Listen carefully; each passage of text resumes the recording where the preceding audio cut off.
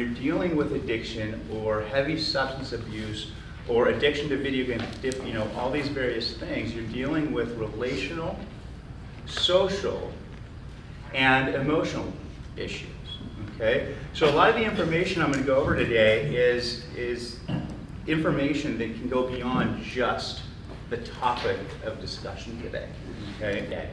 And it's important to be able to separate out the person who is unique and the addict that is just like every other addict. And I know that sounds wild. Some people cringe when I say that.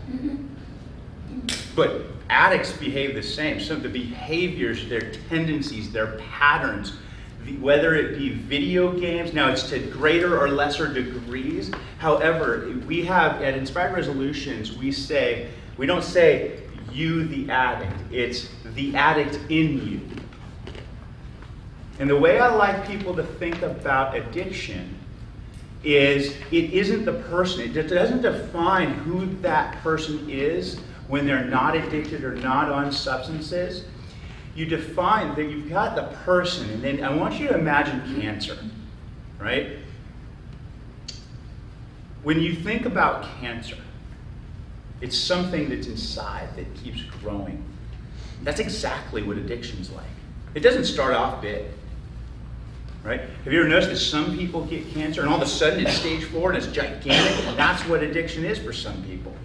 The moment they use, they get addicted. The moment they play video games, the moment they eat their first piece of cake, the moment they try heroin, they've got this giant cancer. And then some people, they get a little bit of cancer and they knock it out.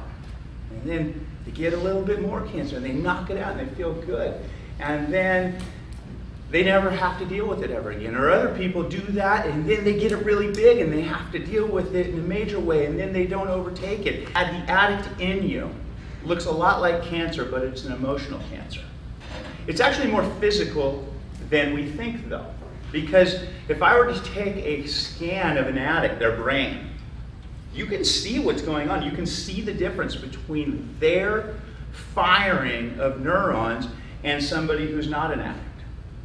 Now, a lot of the confusion, a lot of the misinformation is coming about because we can't see it. Okay? It comes about because so many other people are affected and they're at various points of addiction, and it's such an emotional disease, and I use the word disease very poignantly. Okay? And I'll explain that. You have to understand, addiction is a disease.